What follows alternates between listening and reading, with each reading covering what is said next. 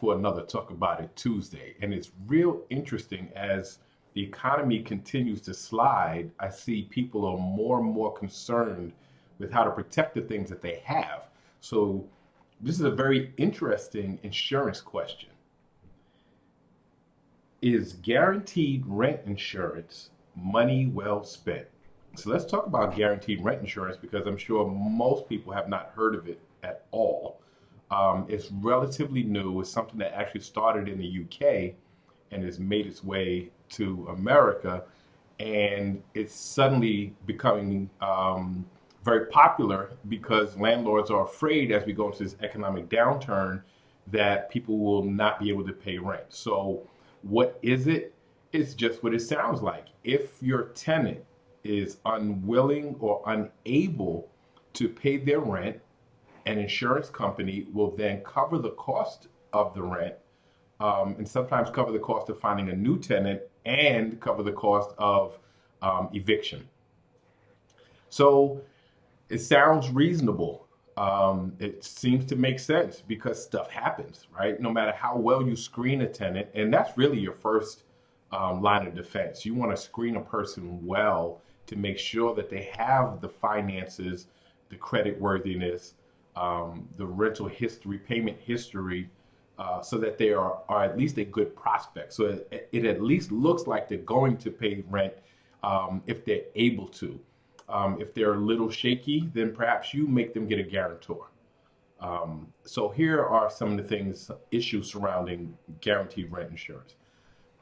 The insurance company will not give you insurance to cover someone who is risky. A risky renter, again, they're going to do their due diligence and make sure the person looks great on paper and has a great history. And the worse the history looks, the more it's going to cost. But there is a point where they'll say, this person is too risky, we won't do it.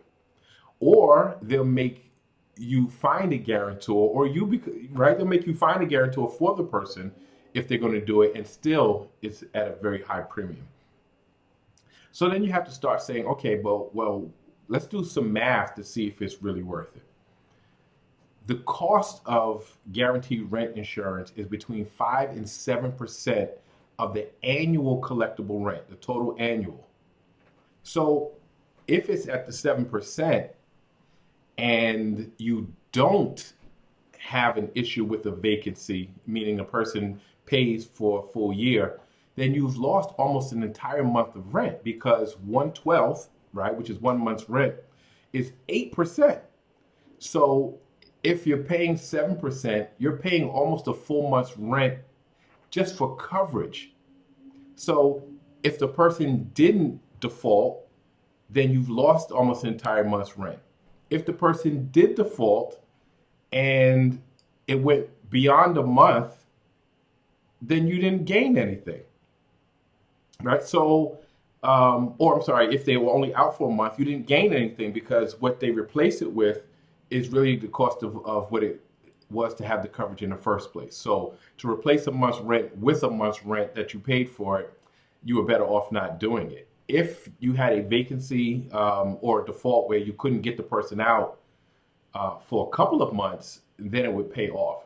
But then does this happen year after year after year after year? So for each unit that you have covered, each tenant you have covered, you're giving up basically a month's worth of rent for each tenant and that's covered. And again, if they don't default, you lost a month's rent. If it doesn't go beyond a month, you still really lost. So is it worth it? I think it's worth really doing your due diligence up front. If a person is risky, then you either don't allow them to rent or you make them have a guarantor. In some states, you can collect first and last month's rent, so that will cover it. Security deposit is not to cover rent. Security deposit is to cover damages. So don't use the security deposit as rent. It's for any damages that might incur while they're staying in the space. So if you're in a state that allows you to collect upfront first and last month's rent, then you have it covered. You could try to make the tenant pay the premium, but then that means the cost of their rent has gone up by 7%.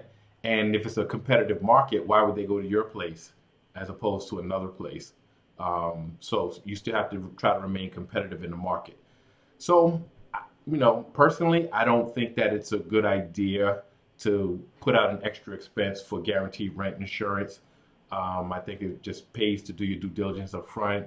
It pays, again, if you have a state where you can get first and last month's rent to do that. It can pay to have them have a guarantor who is, financially stable.